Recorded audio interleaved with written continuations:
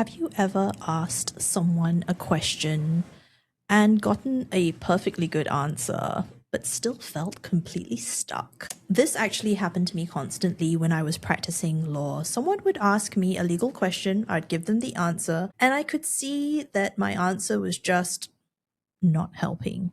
Today I'm going to show you why that happens and how to fix it. I'm Iman Ibrahim. I was a family lawyer for 19 years in Singapore and in England. I am still a mediator and a divorce coach. This is Divorce Actually, where we talk about what actually helps when you don't need more legal advice or more emotional processing. It's the decision making, preparation, communication, and negotiation frameworks that actually help you move forwards.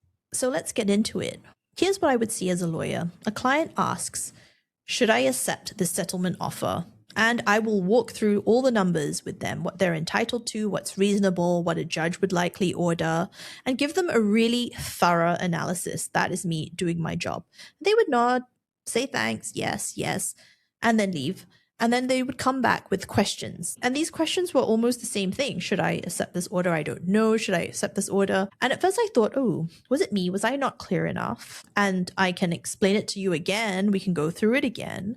And they would have the same result until I realized that actually they weren't asking me, is this offer legally fair? They were actually asking, if I take this offer, will I be okay? Those are completely different questions. And I was answering the first one as a lawyer, telling you about the legal stuff. The second one is the one that's keeping them up at night. Here is a more recent example from putting on my hat as a divorce coach. Clients often come to me and ask, how do I tell him I've gone to see a lawyer about divorce, or how do I tell him I want a divorce? Yes, on the surface, this looks like a question they're asking me about communication strategy. But the truth is, the real question behind that is, will he punish me for this? Can I survive it if he does? I can give tactical, strategic, how we're going to frame the conversation type of coaching. We can do that all day long. It is not going to help you because that's not what you were actually asking me. You were actually asking me, am I going to be okay?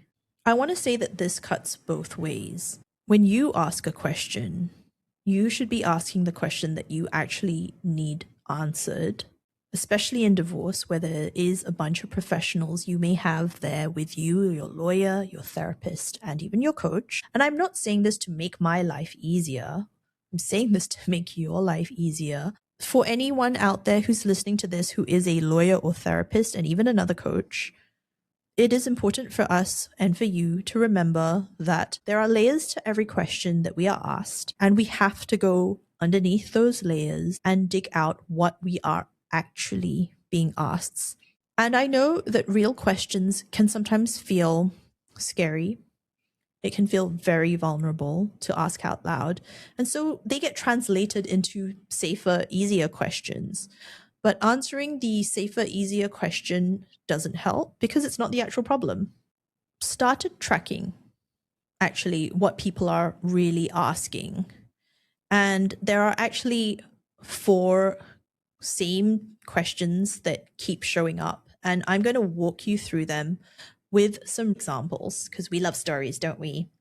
So real question number 1, and this is a super fair question to ask and also not a scary question. Will I be okay? So here's a story. Compilation of things I've come across and definitely not resembling any one person in any way. A lady came to see me. They'd been married for 15 years and the husband was always the one who handled all the money. She had no idea what they had, what things cost, how much she'd need. And in every meeting, she would ask variations of the same question. What would my life look like financially? Is this settlement enough? Should I keep the house? I can give her numbers, projections, comparisons, literally everything, and she would still be very anxious about it. Can you tell me, dear listener, what is missing here? If you said, Iman, the question you should have been asking was, what does okay actually look like for you? Well, then good for you. You don't need coaching. You already know how to unpack things. But it is not a question that people often ask. So I asked this lady, what would okay actually look like for you? And she was quiet for a long time because she was thinking about it. And then she said, I need to know I can pay my rent and buy groceries and buy things for the kids. And that was it. She wasn't really asking for a complicated financial analysis. She was actually saying, can I live without constant financial anxiety? And so what I've learned from this, and I hope you can learn too, because let's learn from each other. When someone asks, is this settlement enough? Is this a good settlement?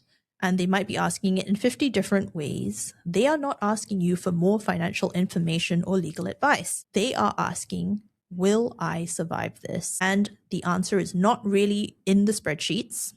It is in defining what is okay for them. And so for her, I'm pulling a number out of the air here, $3,000 a month is a good number for her. And when she had that number, when we had that number, then every other decision becomes simpler. Does this proposal give her $3,000 a month? Yes or no? And then she can make a decision. So that was question 1. Here is question 2. And this is a curious one. Here we have another story. And question 2 is, am I allowed to want this? Now, here we have a guy. I know, let's swap them around, but they're all imaginary. Remember that. Imaginary real people. A guy married 12 years, 2 kids. And actually, it was the wife who was the one who was earning. He had been part-time so that he could spend time with the kids and look after them. And he wanted a custody split where the children lived with him most of the time. Every conversation started with, am I being unreasonable? I don't want to be difficult. Am I being difficult? Do you think the judge will think I am being ridiculous? And I kept saying, no, this is fine. This is completely reasonable. And of course, it makes sense. I mean, you were the primary caregiver all along. The kids are settled with you, so it makes sense. And it would just keep going on. He would always ask. And I realized what was being asked is not, is this legally feasible? But actually, am I allowed to want this? There are people who have been in relationships where their wants became weaponized and they come into the divorce apologizing for having preferences. And they're not asking, can I get this? They're asking, am I a bad person for wanting this? So giving them information doesn't really help. What helps is someone saying very, very frankly and honestly, you are allowed to want this. It is proportionate. You are not being unreasonable. Again, that sounds very, very simple, but until someone says it out loud, they're kind of negotiating, feeling like they're not really getting anywhere. The third question. The third question is, will he or she let me? And here we have our imaginary but real story time again. We have a lady married 9 years, 1 child, and a difficult husband. He would refuse to sign things. He ignored court dates. He lost documents. And every time we planned a next step, she would say, but what if he doesn't cooperate? What if he refuses to sign? What if he doesn't show up for the mediation? What if this makes him angrier and then, he reacts even more unfavorably towards me? And I would explain, there are mechanisms for non-cooperation, and the court can order compliance and sanctions for obstruction and cost orders and all of those things. And she would be like, okay. And then when we meet again, the same questions come up. Well, what if he refuses? I realized what she was actually asking was, does he still have this power over my life?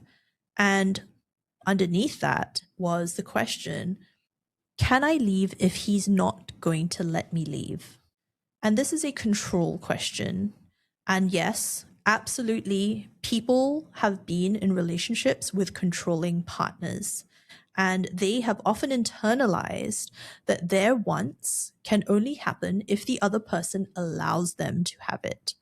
So what if he doesn't agree? The question that she was asking me was not actually a question about the legal process. It's a question about whether she has agency.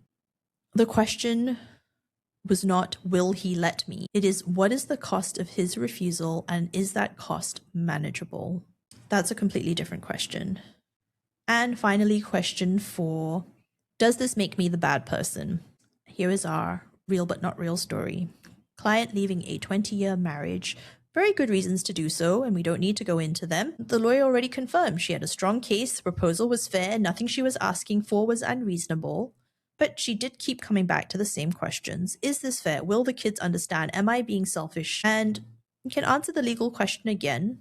It doesn't help. She was asking a moral/ethical question, which is, if I do this, and even though I have every right to, does it make me the bad person in the story? And actually, this is something that people don't say out loud very often. It's running underneath. How it shows up is second guessing clearly good decisions, asking questions that have already been answered 5 times, and showing up as being excessively reasonable because you're trying to prove you're not vindictive. Actually, even when you make these concessions sometimes because you want to show how reasonable you are, you don't feel better about yourself. Those need to be all separate conversations. So how do you, dear listener, know what question you are really asking? Because, for example, you will get advice from lawyer friends, whoever, me even, technically good advice, and you still don't feel good about it. It's not that you disagree, but it's more like that wasn't helpful. I want you to be aware that this is a signal that maybe you are asking the wrong question. And so here's what you can do. Write down the question you asked. And then now ask yourself, which of the 4 questions was I really asking?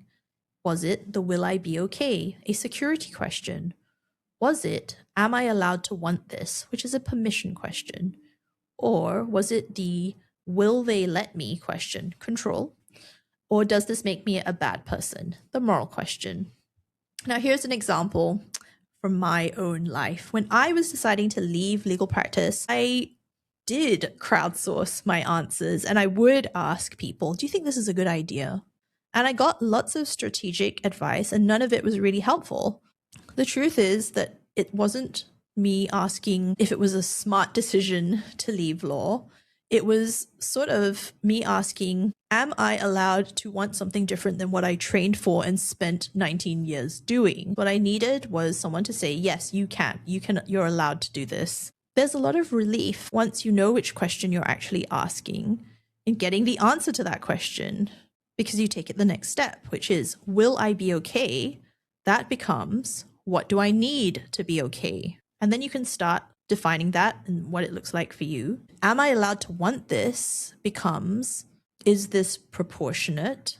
Because someone can tell you yes. And then the will they let me question becomes, what will work? What mechanisms or frameworks or structures will work regardless of whether they are going to cooperate? And part of it is a legal question, absolutely. And finally, the last one, does this make me a bad person? That becomes an honest conversation about values, and you can absolutely have that conversation. How do you use this with your lawyer? Before your next lawyer meeting, can you ask yourself, what question is running the loudest for you right now? And then translate it into one of the 4 answerable questions.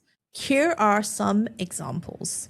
If it's the security question, instead of asking your lawyer, is this settlement enough? Ask them, can you help me define my financial floor, my financial baseline? What is it that I actually need to live on a day-to-day basis? And then tell me if this proposal meets it. Your lawyer can help you answer that. Or you can answer that yourself if you are looking at your own spreadsheets and numbers. And then if you've classified your question as a permission question, instead of asking, is it unreasonable to want X? Say, I want to ask for X. Is this proportionate to my circumstances? Again, that is one that your lawyer can probably answer. Now, if it's the control question, which is the one where you ask, well, what if he refuses? What if he doesn't show up? You can ask, what happens if he refuses to cooperate? And what mechanisms are available to me? Your lawyer can answer that.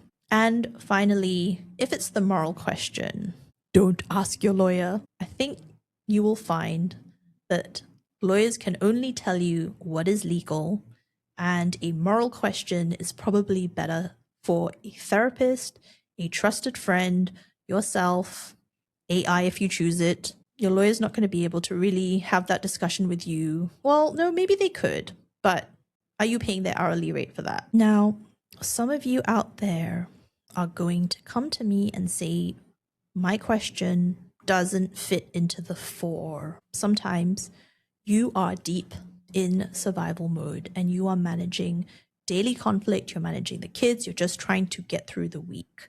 You have no space to figure out any better questions. And that is real. It is not a failure. When you're there, don't try to find the perfect question. You can just ask very, very simply, what would actually help right now? And it's not a what is going to fix everything, just what is going to help me right now this week. And that is often something quite concrete.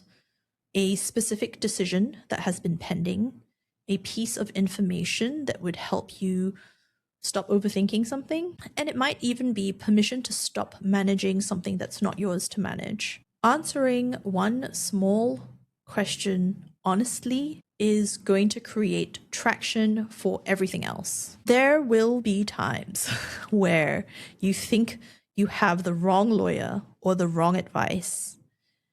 And before you go down that path, stop. Ask if what you're asking and what you need answered are different. Because the 4 real questions, will I be okay? Am I allowed to want this? Will they let me? Does this make me the bad person? Those are answerable questions. Okay, there's a 5th question. Don't hate me. I haven't talked about it. It's the acknowledgement question. Will they finally understand what they did to me? The legal process cannot give you that. Let that guide how you're going to proceed. Now, if this episode was useful, if you have questions, if you need clarification, get in touch at divorceatelier.com. I'm Iman Ibrahim, and this is Divorce Actually.